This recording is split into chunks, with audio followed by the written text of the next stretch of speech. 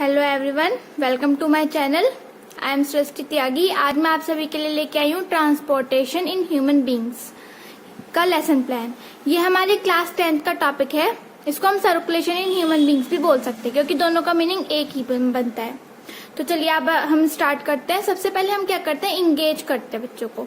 Engage में क्या होता है कि हम बच्चों की जो प्रीवियस नॉलेज होती है उसके बारे में पता लगाते हैं, उस टॉपिक से रिलेटेड। उसमें क्या करते हैं, हम ज्यादातर क्या करते हैं, question and answer method use करना चाहिए क्योंकि उससे क्या होता है कि जो टीचर और स्टूडेंट होता है वो इंटरेक्ट कर पाता है एक दूसरे से।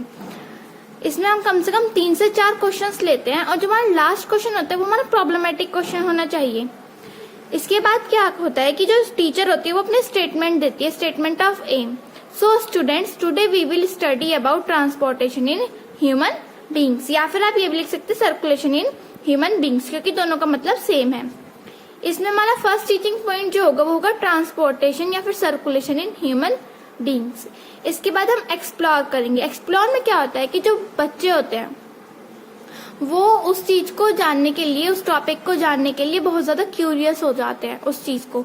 इसका सीधा सीधा जो मोटिव होता है, ऑब्जेक्टिव होता है, वो ये होता है कि बच्चों की क्यूरियोसिटी बढ़ाना, उस टॉपिक से रिलेटेड और ज्यादा जो नॉलेज है उसको गेन करना। तो इसका जो हमारा टीचिंग ऑब्जेक्टिव होगा वो होगा students will be able to discuss या describe about blood flow process, क्योंकि ट्रांसपोर्टेशन इन ह्यूमन बींग्स में क्या होता है, ब्लड फ्लो बताता है हार्ट के थ्रू। तो वही हमारा क्या होगा, ऑब्जेक्टिव होगा। इसको हम एक एक्टिविटी के थ्रू परफॉर्म करके दिखा सकते हैं अपनी टीचिंग को और इफेक्टिव बनाने के लिए। इसमें क्या है कि एक मॉडल, वर्किंग मॉडल बनाया जाता है। ये आपको यूट्यूब पे भी मिल जाएगा, मैं इसका आपको लिंक सेंड कर दूंगी। ओके, कि आप कैसे बना सकते हैं और उसको कैसे परफॉर्म करके दिखा सकते हैं। उसी का हम एक छोटा सा यहाँ पे चार्ट बनाकर दिखा देंगे अपने लेसन प्लान में। ओके, फिर उसी से रिलेटेड हम कुछ क्वेश्चंस पूछेंगे और जो लास्ट वाला क्वेश्चन होगा वो हमारा प्रॉब्लमेटिक क्वेश्चन होगा। ओके, फिर हम एक्सप्लेन करेंगे। जो प्रॉब्लमेटिक क्वेश्चन आया है उसको फिर हम थोड़ा सा एक्सप्लेन कर देंगे। इसके बाद हम इलेबोरेट करेंगे। इलेबोरेट में क्या होता है कि जो हम कंटेंट वहां पर पढ़ाने वाले होते हैं उसी को हम यहाँ पर लिखेंगे, या जो हमने यहाँ लिखा है वही हमें वहां पे पढ़ाना होता है। तो इस चीज को आप ध्यान में रख के लिखिएगा लेसन प्लान में कि हम ऐसा नहीं कर सकते बहुत ज्यादा हैवी लैंग्वेज यूज कर ले, हाई लैंग्वेज यूज कर ले कि बच्चों को वो समझ ही ना आए फिर बाद में आके। ठीक है, तो हमें एक ऐसी लैंग्वेज यूज करनी है कंटेंट लिखने के लिए, कंटेंट समझाने के लिए कि जो बच्चे अच्छे से समझ पाए। ओके, इसमें जो पीपल एक्टिविटी होगी वो स्टूडेंट्स लिसन केयरफुली होगी, ये लिखना जरूरी होता है।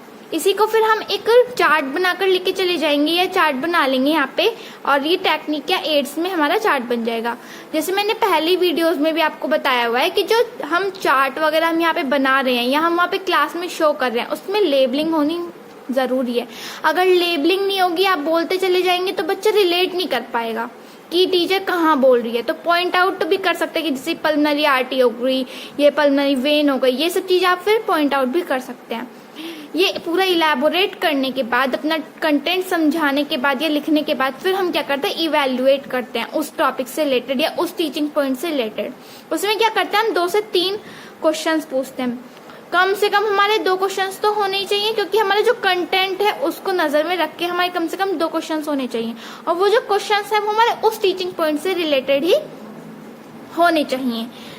तो जैसे इसमें हमने पहले पूछा था ब्लड गेट्स बैक फ्लो, कि जो ब्लड है वो बैक फ्लो कर सकता है। तो स्टूडेंट्स जो पीपल एक्टिविटी होगी वो क्या होगी, बच्चे जवाब देंगे नो, क्योंकि ब्लड जो है बैक फ्लो तो कर नहीं सकता, तो इसलिए आंसर क्या होगा, नो। इसी से रिलेटेड फिर नेक्स्ट क्वेश्चन हो जाएगा। ओके, ये हमारा फर्स्ट टीचिंग पॉइंट था। इसके बाद आएगा हमारा second teaching point. Second teaching point क्या होगा हमारा, ट्रांसपोर्टेशन इन प्लांट्स। पहले क्या पढ़ा था हमने, ट्रांसपोर्टेशन इन ह्यूमन बींग्स, और अब पढ़ रहे हम ट्रांसपोर्टेशन इन प्लांट्स। ये हम 2 अलग अलग लेसन प्लान भी बना सकते हैं इसके, लेकिन अगर हम एक में बनाएंगे तो बच्चे अच्छे से रिलेट कर पाएंगे। ओके, और 30 से 40 मिनट का वो होता है तो हम अच्छे से समझा भी सकते हैं। या अगर ये लग रहा है कि हमारा वो है 10th क्लास का टॉपिक है तो फिर हम 2 लेसन प्लान भी बना सकते हैं। इसके बाद जो हमारा एक्सप्लोर करेंगे उसमें हमारा टीचिंग ऑब्जेक्टिव क्या होगा, students will be able to discuss transportation in plants. Okay, इसके लिए हम सेकंड एक्टिविटी दिखाएंगे जो कि प्लांट्स में हो रही है, कि प्लांट्स में ट्रांसपोर्टेशन कैसे हो रहा है। प्लांट्स में ट्रांसपोर्टेशन क्या होता है, उसका जो मिनरल्स हो गए, विटामिन वगैरह, ये सब चीजें जो हो गई, वाटर का हो गया, ये सब ट्रांसपोर्टेशन का सिस्टम। ओके, फिर हम उसी एक्टिविटी से रिलेटेड कुछ क्वेश्चंस पूछेंगे और जो लास्ट वाला क्वेश्चन होगा जो हमें प्रॉब्लमेटिक निकलेगा तो हम उस चीज को थोड़ा एक्सप्लेन कर देंगे। इसके बाद हम इलैबोरेट करेंगे। इलैबोरेट का टीचिंग ऑब्जेक्टिव क्या होगा, students will be able to state या अंडरस्टैंड ट्रांसपोर्टेशन इन प्लांट्स। इसके बाद हम अपनी पूरी की पूरी वो जो हम वहाँ पे कंटेंट समझाने वाले हैं वो यहाँ पर लिख देंगे। इसमें स्टूडेंट्स एक्टिविटी या पीपल एक्टिविटी क्या होगी, स्टूडेंट्स लिसन केयरफुली। जब हम कोई चीज समझाते हैं तो स्टूडेंट्स क्या करते हैं, सुनते हैं उस चीज को ध्यान से, ज्यादा से ज्यादा क्या करते हैं, अपनी नोटबुक्स में नोट डाउन कर लेते हैं जो हमारी इंपॉर्टेंट टर्म्स होती हैं, तो वही चीज हमें यहाँ लिखनी है। ओके, इसके बाद ये हमने पूरा समझा दिया कि ट्रांसपोर्टेशन कैसे हो रहा है, transportation of water, transportation of food, सब चीज। ये फिर उसको यहाँ पे हमने एक चार्ट भी बना के दिखा दिया है। ठीक है, ये एनसीईआरटी में दिया हुआ है, आप वहां से भी देख सकते हैं। इसके बाद हम इवेल्युएट करेंगे कि जो हमने ये वाला टीचिंग पॉइंट समझाया है इससे बच्चों ने कितना जाना है, तो हम इससे लेके हम इवेल्युएट करेंगे। इवेल्युएट के लिए हमने यहाँ पे क्वेश्चन पूछ लिया, फिर जो बच्चे जवाब देंगे वही हम यहाँ पर लिख देंगे।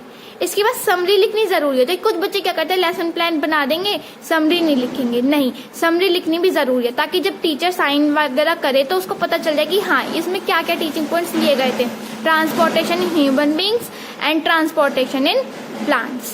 Thank you so much. अगर आपको वीडियो अच्छी लगी हो तो लाइक कर दीजिएगा और सब्सक्राइब भी कर दीजिएगा मेरा channel. Thank you so much.